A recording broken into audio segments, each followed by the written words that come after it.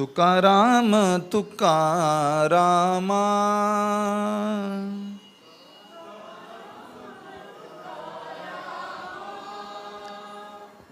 तुकाराम तुकारामा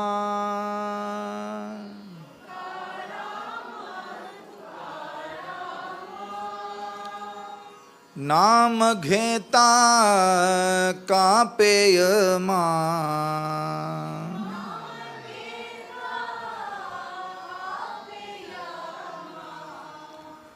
नाम घेता कापेय मा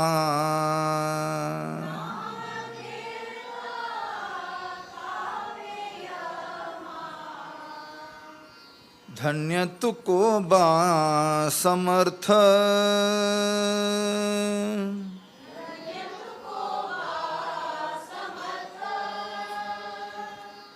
जेने केला हावी पुरुषार्थ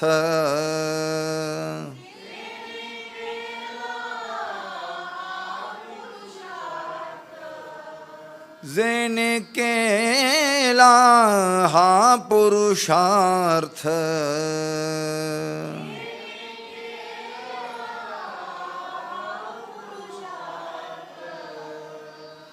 धन्य तुको बा समर्थ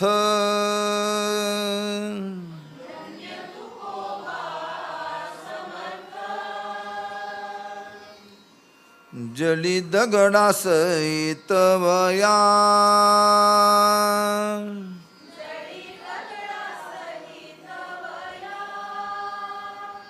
जली दगडा सहित वया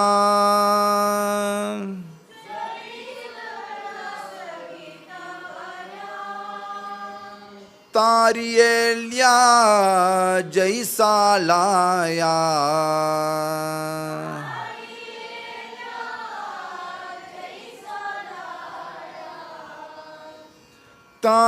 तारियेल्या जैसा लाया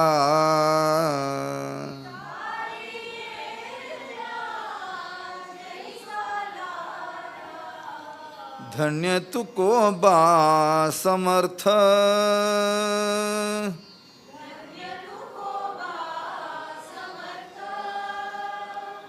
म्हणे रामेश्वर भट्ट द्विज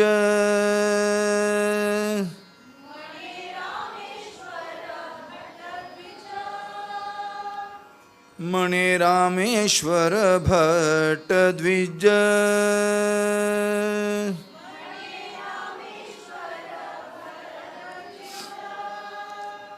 तुका विष्णू नाही दूजा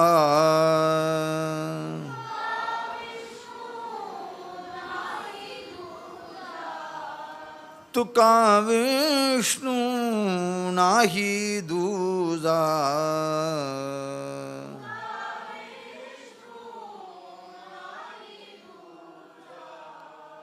धन्य तुको बा समर्थ विश्वंभर बावा भक्तराजा होता तुकयाचा पूर्वज ज्याचे भक्तिस्तव गरुडध्वज आले सगज निज प्रीती त्या विश्वंभरे कैसी भक्ती करुणिया धरिला रुक्मणीपती ते सविस्तार यथा स्थिती सादर संती परिसिजे संत श्रेष्ठ ஜகத்குரு துகாராம் மகாராஜுடைய திவ்ய சரித்திரத்தை அவருடைய பூர்வஜராக இருக்கக்கூடிய விஸ்வம்பர பாவாலிருந்து எழுத ஆரம்பிக்கிறார் மஹீபதி.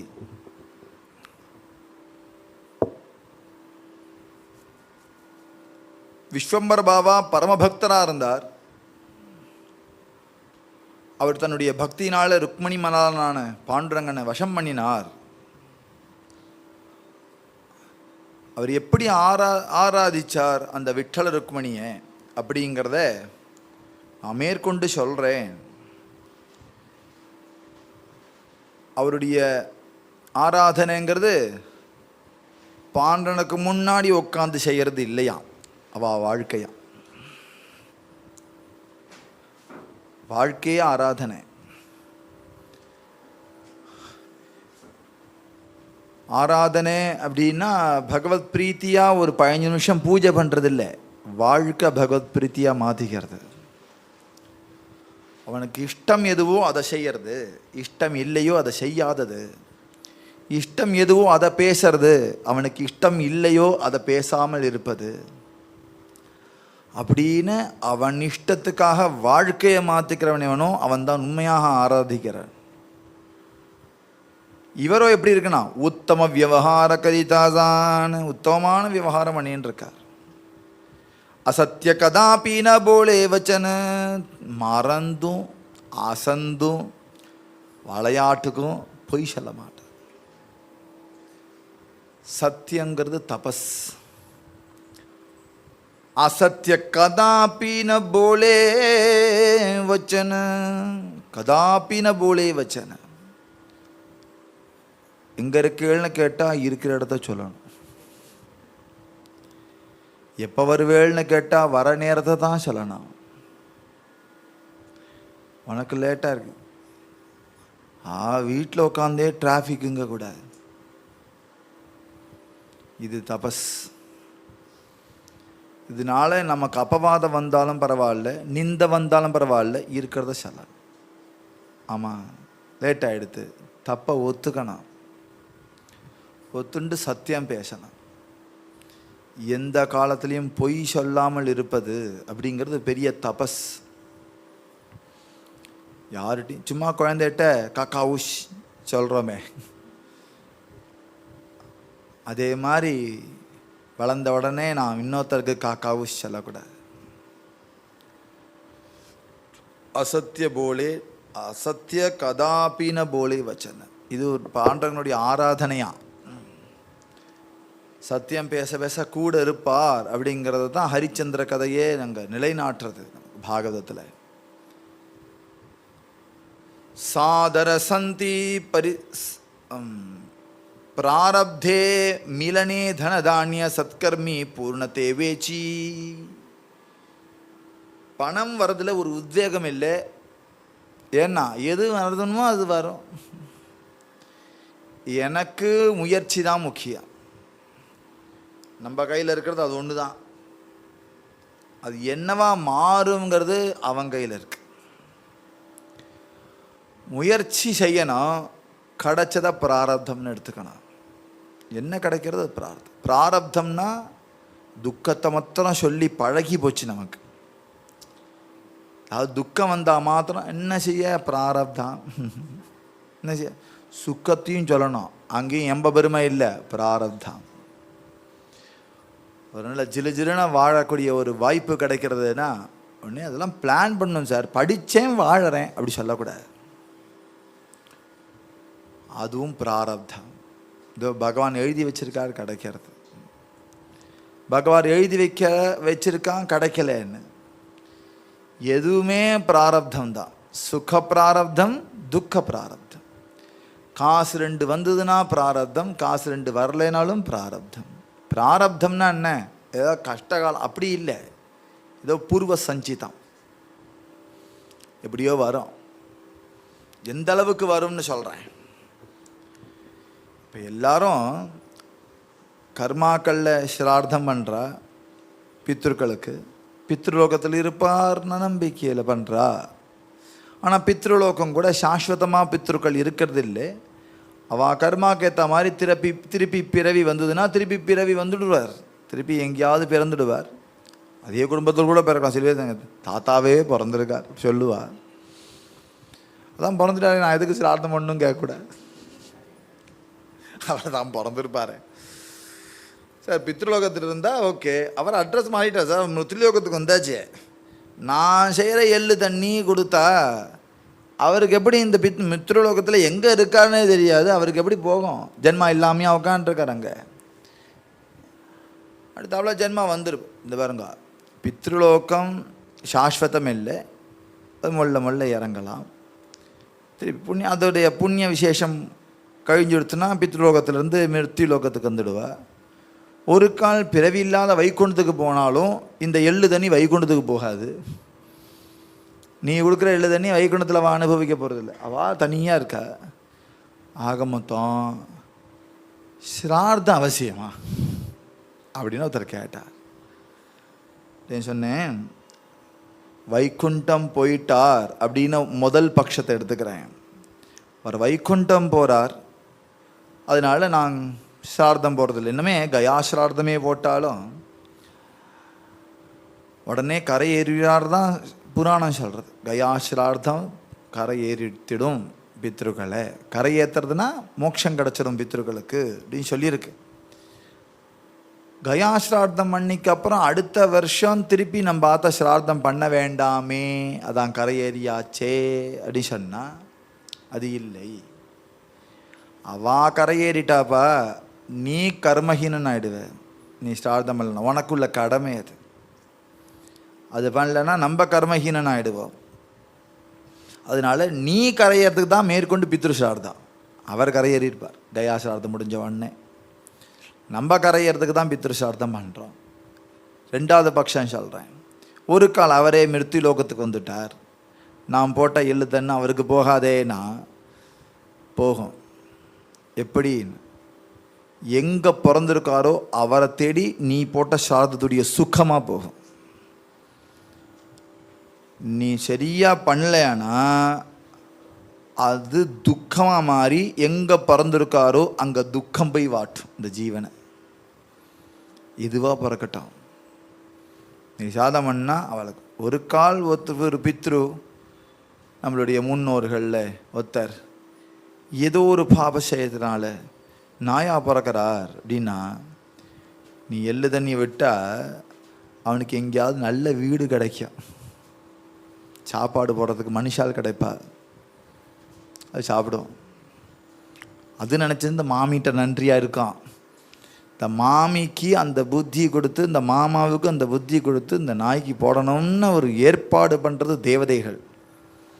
இதை வச்சுனா இந்த சிரார்த்தத்துடைய பலனை எப்படியாவது கொண்டு போய் சேர்க்கணும். அதனால விட முடியாது. எப்படியோ அந்த புண்ணிய பிராரப்தம் இருக்கே அது வந்துடும். எப்படி இருந்தாலும் வரும், நம்மளை வந்து சேரும். இன்றைக்கி நம்ம சௌக்கியமாக இருக்கோம்னா தேவதைகளுடைய கிருபை. நம்ம போன ஜென்மால என்னவா பிறந்தோமோ தெரியாது, ஏதோ புண்ணிய சஞ்சிதம் நம்மளோட சந்ததி பண்ணுறாரோ நம்ம பண்ணதோ ஏதோ ஒரு புண்ணிய விசேஷாத் ஏனக்கேன புண்ணிய பிரகாரேனன்னு சொல்கிறார். இதானிந்தன பிராப்தியமான அப்படின்னு சொல்கிறார். ஏனக்கேன புண்ணிய பிரகாரே ஏதோ மாறி மாறி ஏதோ சேர்ந்துடுறது. நவராத்திரியில் அப்படி இப்படி அப்படி அப்படி போய் சில்லறையாக வரைக்கினா ஒரு 1000 ரூபா வந்துடுறது. அவாத்தை வச்சு கொடுத்தா இவாத்தை வச்சு கொடுத்தா இப்படி சேர்றது இல்லையா, சின்ன சின்னதாக சேர்றது. அதே மாதிரி ஏதோ புண்ணிய பலன் அவ்வளவு சேர்ந்தா நமக்கு தர்மத்தில் சிந்தனை இருக்கு. தனதானியங்களும் அப்படி தான் வரும். அதனால அதில் ஒரு உத்வேகம் இருக்கக்கூடாது. கந்தவியம் கதமித்யாகு கஜபுக்த கபித்தவது பவித்தவியம் பவத்தியேவ நாரிகீல பலாம்பவத்து.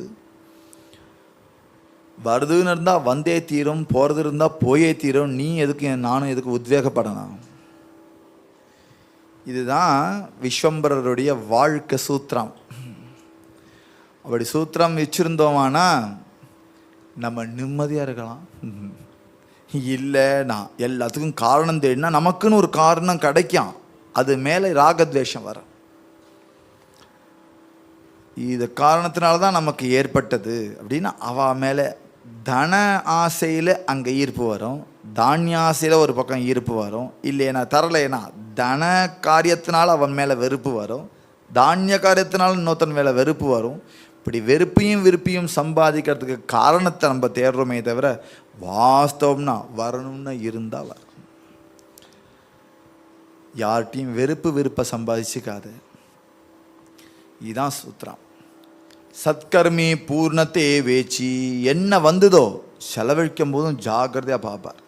ஒவ்வொன்றும் கரெக்டாக செலவழியறதா, பைசா வருதே தர்மத்துக்கு போகிறதா பார்க்கணும்.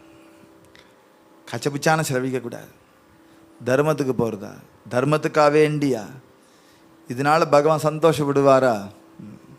இங்கே குருநாதர் சந்தோஷப்படுவாரா?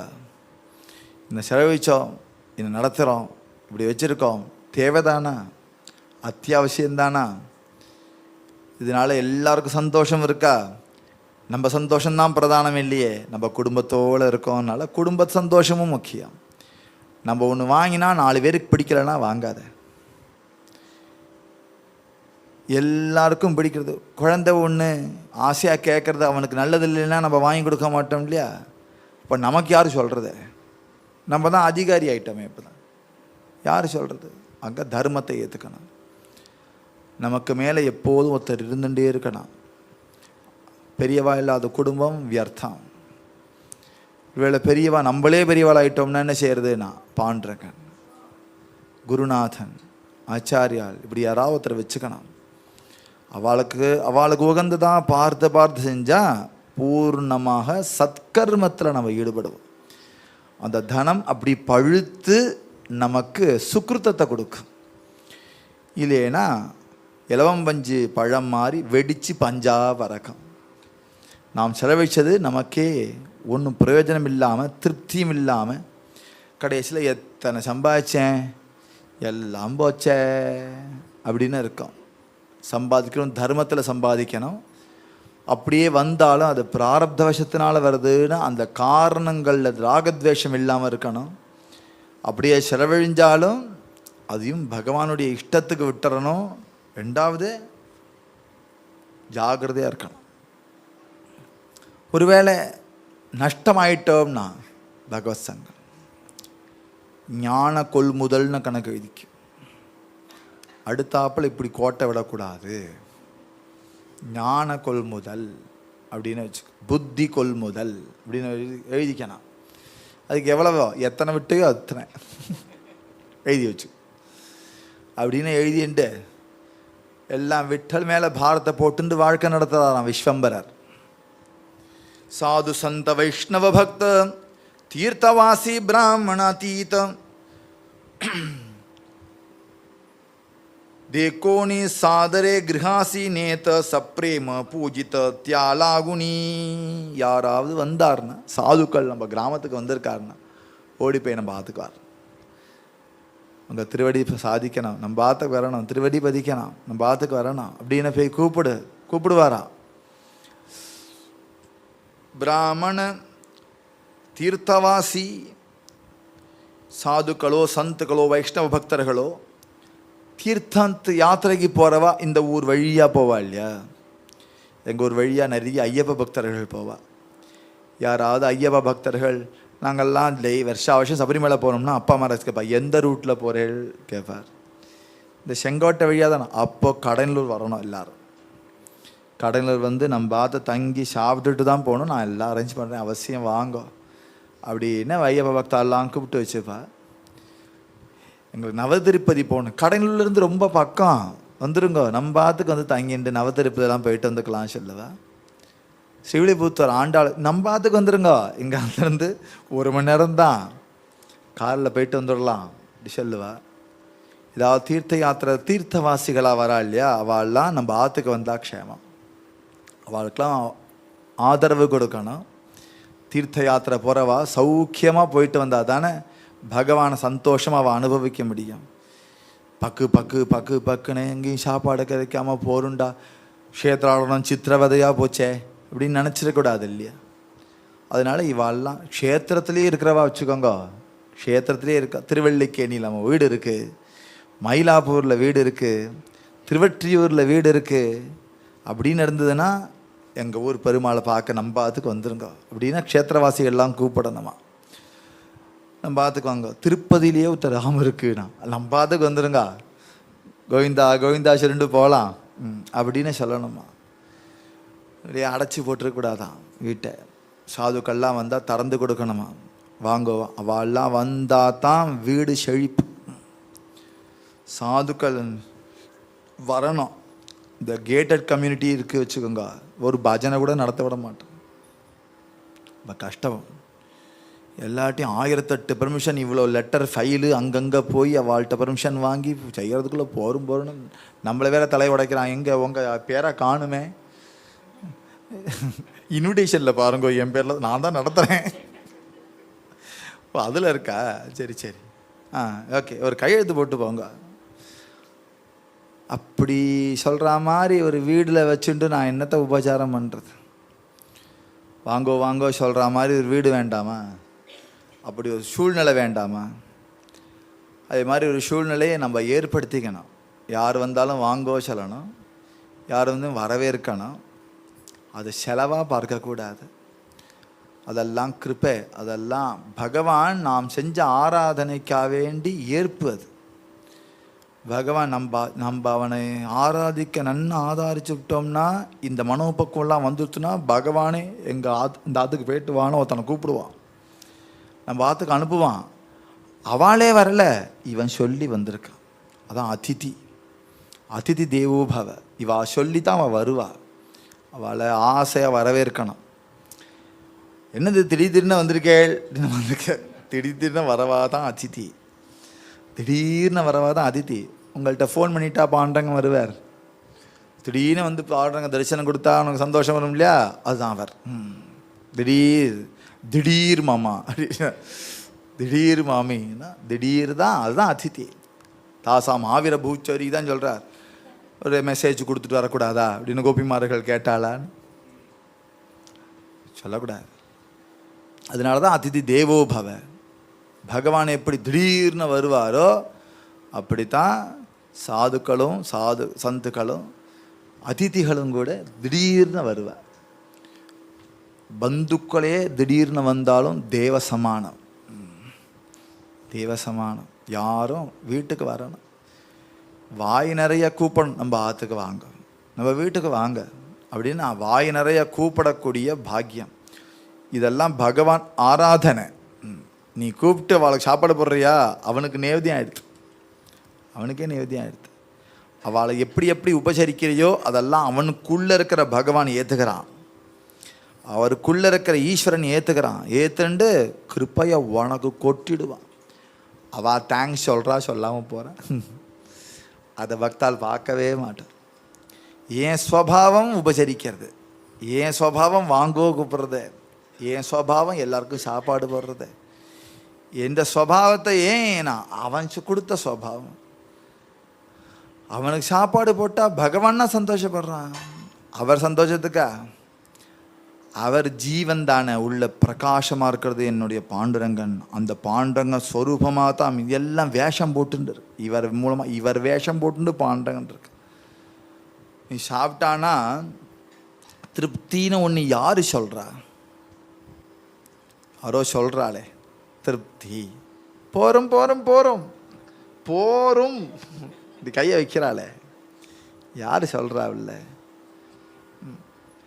வாயை திணிச்சா உள்ளே போகாதான்னு ஏதோ ஒன்று போரும் சொல்ல வைக்கிறது. அவள் நிச்சயம் அவன் மனசு இல்லை. அவள் மனசில் போரும்னு யாருக்குமே போருங்கிற விஷயம் வராது. ஒன்று போரும்னு தோன்றதுன்னா இது ஈஸ்வர சங்கல்பம் இல்லையா? திருப்தியிலேயே ஈஸ்வரனுடைய சாநித்தியம் இருக்குன்னு பகவானே சொல்கிறார். தபஸ் திருப்திர்ஹி, திருப்தியில் நான் இருக்கேன் அப்படின்னு சொல்கிறார். இப்போ அவன் சாநித்தியம்னு பார்த்து எல்லாருக்கும் அன்னமிடுவார். மேற்கொண்டு சொல்கிறார், சம்சார தந்தா கரிதாசான முக்கே கரித்தசே நாமஸ்மரண. இவளுக்கு வைஷ்ய தர்மம். வைஷ்ய தர்மத்தில் வியாபாரம், லேவாதேவி. அந்த காலத்தில் பேங்க்னு தனியாக ஒரு இன்ஸ்டியூஷன் கிடையாது. அது வைஷ்யாளுக்குன்னே ஒரு பிரிவில் உண்டு.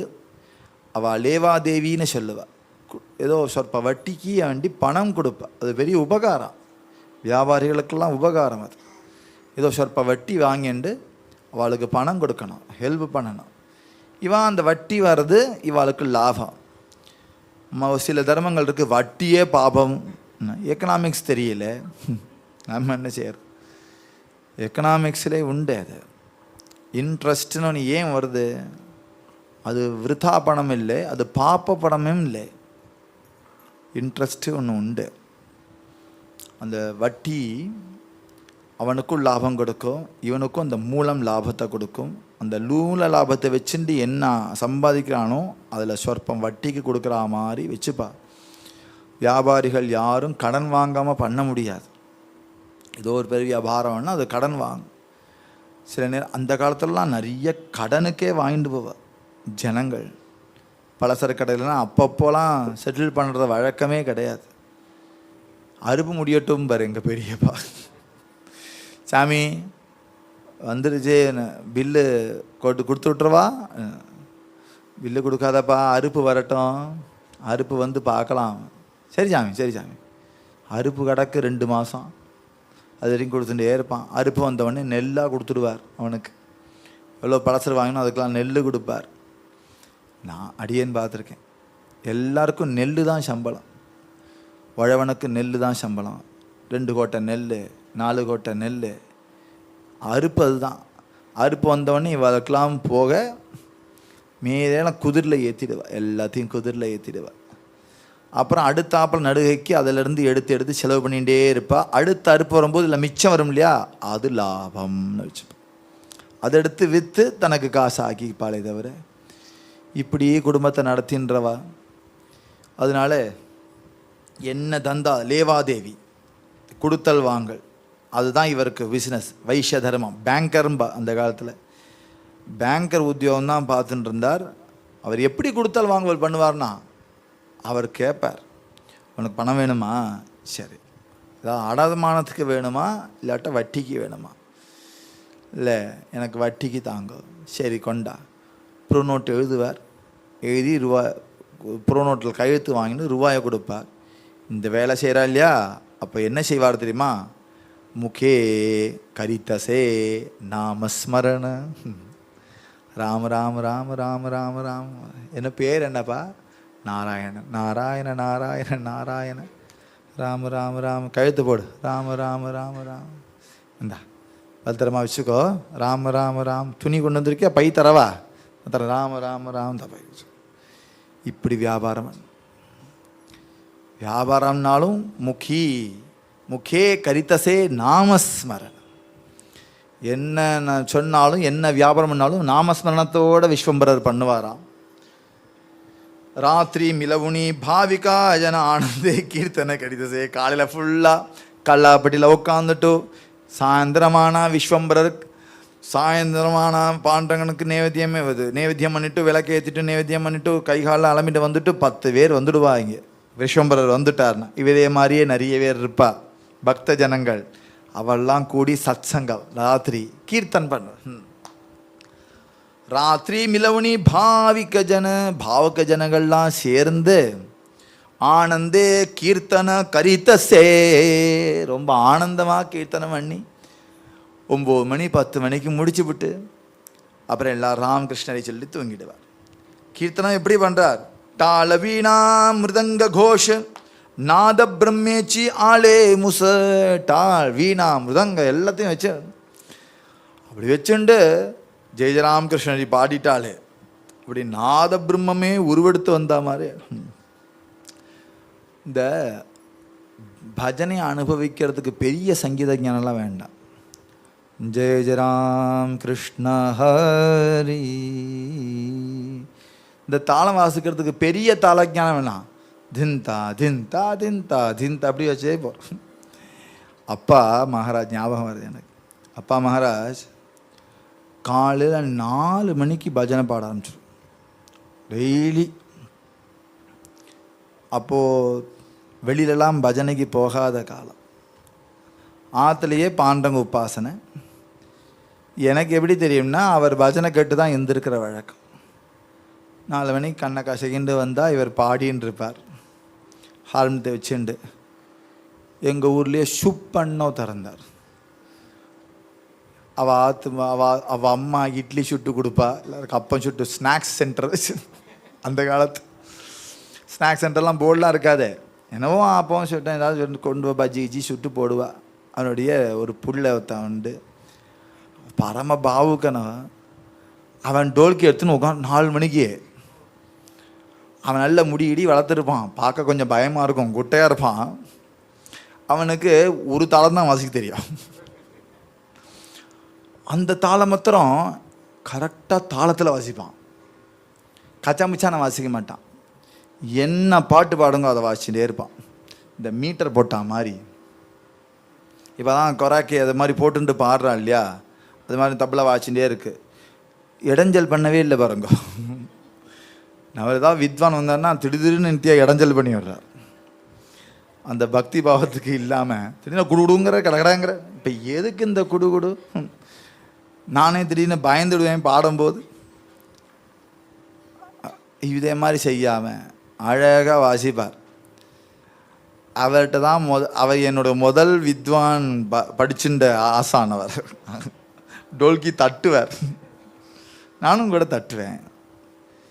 இப்படி இந்த நாதத்தோடு சேர்ந்து அவ்வளோதான் வேணும் பஜனைக்கு, வேற ஒன்றும் வேண்டாம். ஒரு மகானுபாவர் இருந்தார், கமலக்கண்ணன் மாமான்னு. அவர் அழகாக டோல்கி வாசிப்பார் அண்ணாக்கு. அவர் ரெங்கண்ணா பாட்டு, கமலக்கண்ணன் மாமா இல்லாட பகுலாபரணம் அண்ணா, இவெல்லாம் டோல்கி வாசிப்பா. நாமாவளினா 1 மணி நேரமாவது ஆகும். ஒரு நாமாவளி தான்.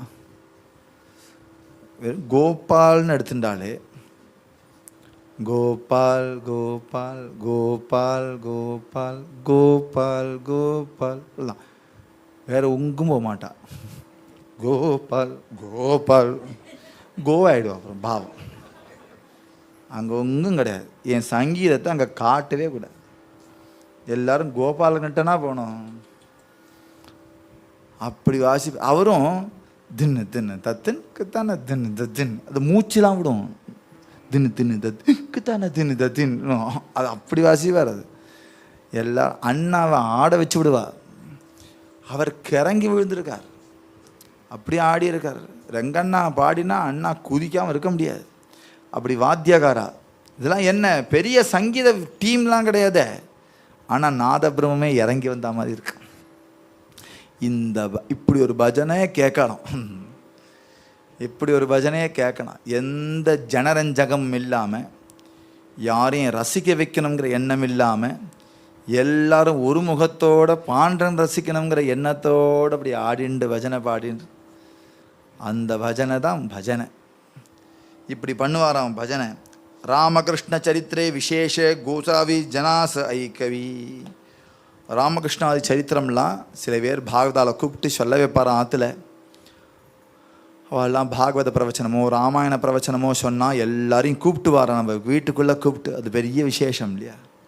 10 பேருக்கு சத்சங்கத்தை ஏற்பாடு பண்ணி கொடுக்கறது அப்படிங்கிறது பெரிய விசேஷம். இப்படி சத்சங்கத்தை ஏற்பாடு பண்ணி கொடுப்பார். அவருக்கு வேணும்னா போய் கேட்டுட்டு வரலாம். ஆனால் நம்ம வீட்டில் நடத்தி 10 பேரை கூப்பிட்டு, அது பெரிய விஷயம். துக்காராம் மகாராஜ் சரித்திரம்னாலையும் கூட இந்த கார் பார்க்கிங்க ஒரு ரூம் ஆக்கி எல்லா காரும் வெளியில் கொண்டு விட்டுட்டோ, இங்கே நீட்டாக பெருக்கி மொழுகி ஏசி கீசிலாம் போட்டு, ஏசி மாட்டுறவன் இவனை பைத்தியம் நினச்சி தான் போனான். நீ கார் பார்க்கிங் ஏசி துட்டை வச்சு என்ன செய்யணும் தெரியாமல் தான் எல்லாம் பண்ணுறாங்க போல இருக்குன்னு அப்படின்னு கார் நிற்கிறனா நின்று போகிறது, அதுக்கு ஏசிலாம் மாட்டி வச்சுருக்க. காரில் வந்து வண்டி எடுக்கிறதுக்குள்ளே என்ன இருக்கக்கூடாதான். அவனுக்கு தெரியாது இங்கே என்ன நடக்க போகிறதுன்னு. இது ஒரு உபகாரம் இல்லையா? எல்லாரும் சௌக்கியமாக உட்காத்த வச்சு, என்னையும் உட்காத்த வச்சு, எல்லாரும் சேர்ந்து சுகமாக ஒரு துக்காராம் மகாராஜ் சரித்திரத்தை அனுபவிக்கிறது அப்படிங்கிறது அந்த தர்மம். அது வாழ்க்கையில் எல்லாரும் பண்ண வேண்டிய தர்மம். யாரையாவது கூப்பிட்டு பஜனை வச்சு 10 பேரை கூப்பிடணும். என்கிட்டயே அதை சாத்திர கூடாது. மாமா நீங்கள் சோத்தாக்கள் நீங்களே கூப்பிட்டு வந்துருங்கோ. அவாவா ஏரியாவில் அவாவால் கூப்பிடணும். அந்தந்த ஏரியாவில் அவாவா வரணும். எங்கே பார்த்தாலும் ஒரே குரூப்பாக அப்படி இல்லாமல் அந்தந்த ஏரியாக்காராலும் வரணும். அந்தந்த ஏரியாவில் போய் கூப்பிடணும். அந்தந்த ஏரியாவில் சொல்லணும்.